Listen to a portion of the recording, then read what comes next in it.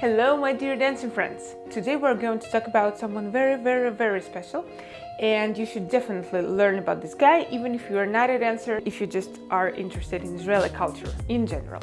Because he was famous for his work in cinema, he was famous for his work in art, and of course in dance. So I really hope you're going to stay and learn about this guy with me today. And if you are a dancer, oh my god, how important this guy is. What if I say if he is the person who have created the very first official Israeli dance? Isn't that crazy? And he was such a pioneer for Israeli contemporary dance. So whatever you see right now, Batsheva, Inbal, Kibbutz Dance Company, whatever you like, he definitely was the guy who have started all this process going on. So make yourself comfortable, make yourself some tea or whatever you like, and I present to you Baruch Agadati. He's also very handsome. Baruch Agadati. Well, actually he's Boris Lvovich Kaushansky. He's from Pridnestrovye. It's inside of modern Moldova, but it's not actually Moldova. We're not gonna get into it, it's kind of complicated. He was born on 18th of February of 1895 in kind of wealthy family. His parents, father Leib and mother Basya, had two more children, Itzik and Rezel. So Boris goes both to Cheder, which is Jewish school for boys, and to secular school, so he gets, both secular and Jewish education. And sometime later, his family decides that they want to move to Odessa. And here what happens. I don't know if you have ever been to Odessa, but the place is very cool. And one of the most beautiful parts of this city is a huge, white and beautiful opera theater. Right in the middle of the city, gorgeous. Boris, he's still Boris for now, he sees this theater and he says, oh my god, he just falls in love with it. And of course he goes to performances and there he sees ballet for the first time and he just falls in love with ballet as well. So he says, okay, I want to go and study dance, I want to go and study ballet here at this beautiful place. And his father is so mad. He have never thought that his son would like to dance on a stage. And Jewish ballet dancer, for that time, it sounds a little weird. But Boris gets accepted, and what can you do? He studies there and even performs on stage and even gets paid for it. So his father can't argue anymore. So maybe that would be just the end of the story. Boris would become a famous dancer in Odessa and that's it. But no, something very special is happening. There is a guy named Boris Schatz who comes to Odessa from Israel. It's not even Israel yet, it's Palestine. So he comes to Odessa and he's looking for talented Jewish guys who want to study art in Jerusalem. And what do you think? Boris would miss this opportunity? Of course not. So somehow he gets accepted there too, and he packs his stuff and goes to Jerusalem. Father is so mad again. He was so sweet letting this guy dance, and now he wants to become an artist and go to Jerusalem. This is what?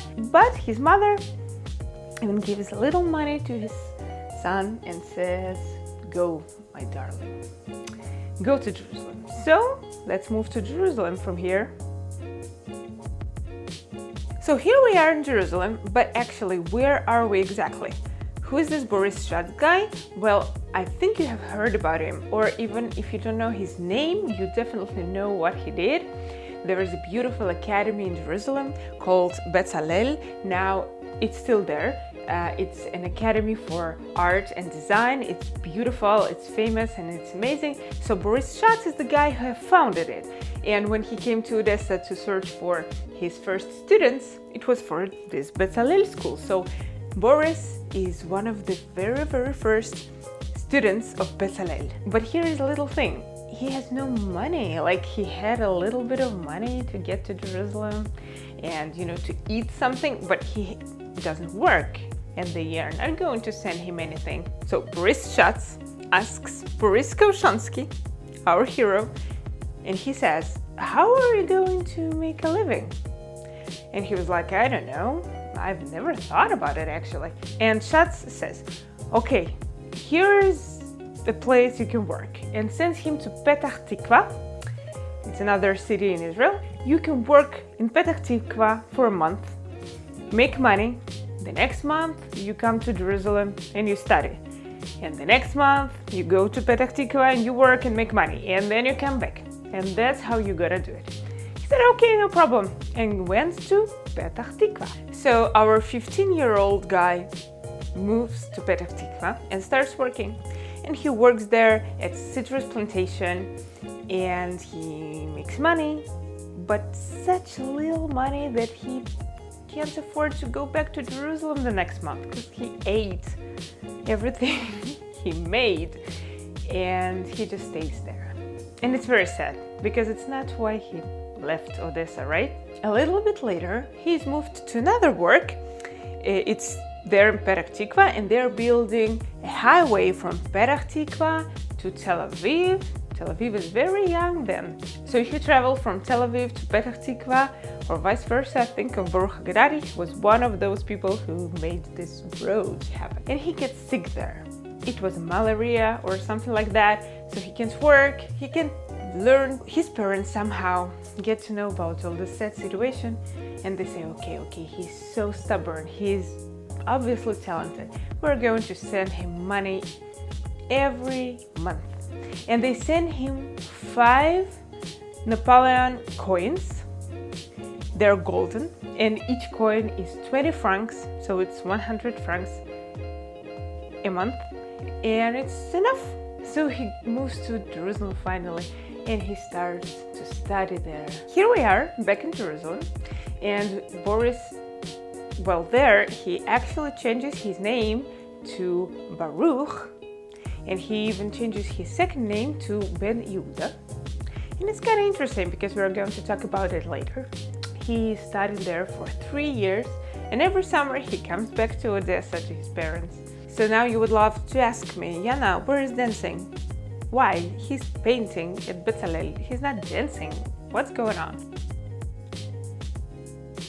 Of course, he still thinks about dancing and he misses it. So what he does, he starts to teach dance. So right here, this is early 1914, in a newspaper called Ha'achdut, you can see his advertisement that he is saying that he's teaching dance. Let's see what it says exactly. Dance classes by Baruch Ben Yehuda.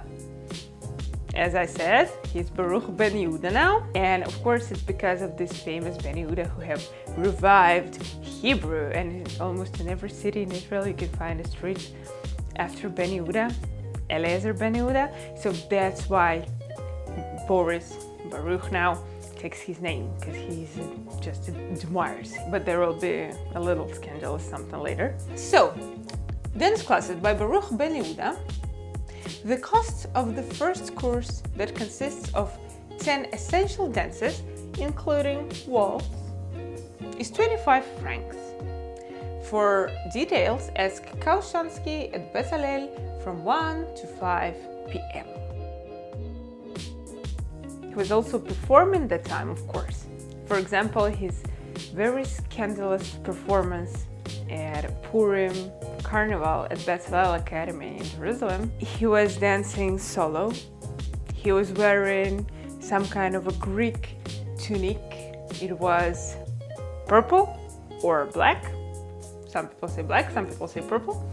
But for sure, it was kind of transparent.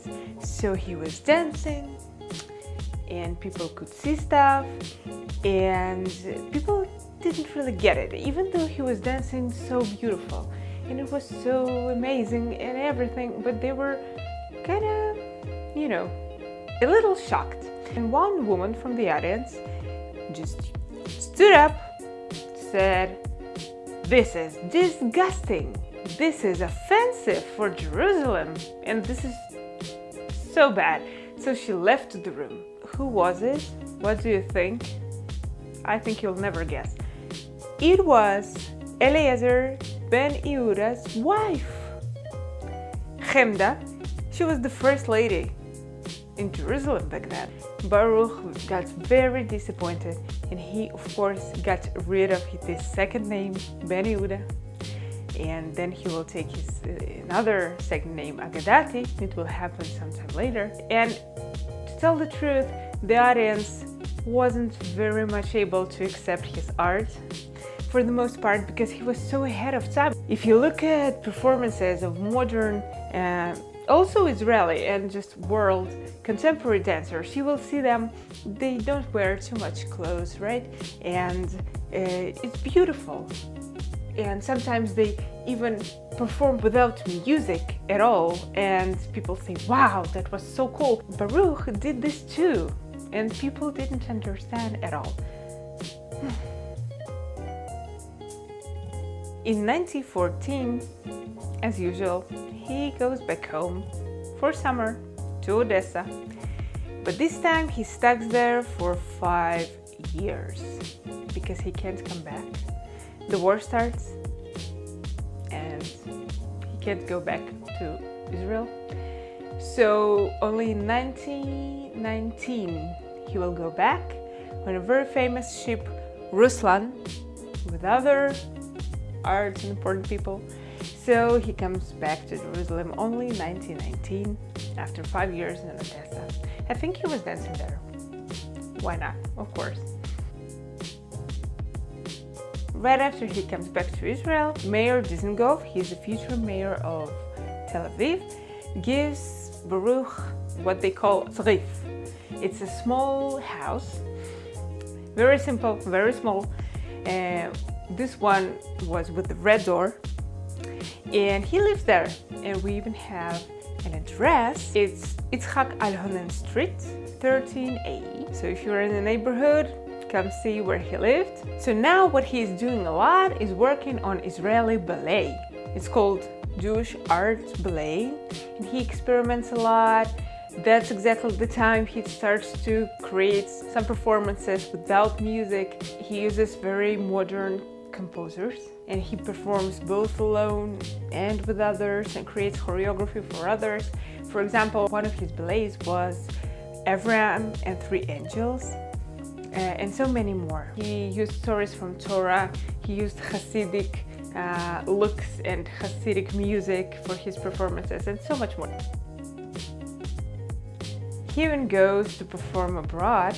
He goes to Europe. He creates his big solo program, and he goes to France, he goes to Austria, he goes to Poland, and he performs there, and it's a huge success, huge. People get crazy about his art. And for example, in Warsaw, they say there were 40 performances there, and they didn't even have to put those tickets for sale to the city because it was all sold out way before. And after the first 10 performances, he got a document that was asking him to leave Poland as soon as possible. And people say that happened because local artists just couldn't stand this success, and they asked the government to just make him go away.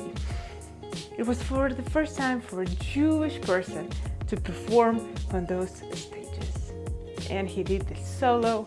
Oh my God, that was huge. He was definitely able to stay anywhere he wanted, but he came back to Israel.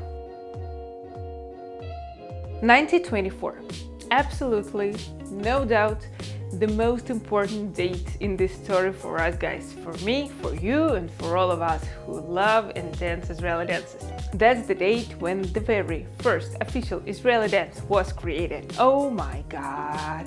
The story itself is very beautiful and even a little scandalous, so you are very welcome to dig into it. We have a whole separate video about ROI Agadati, so please go and listen about it, learn the dance itself. It's worth it. It's so important. Wow.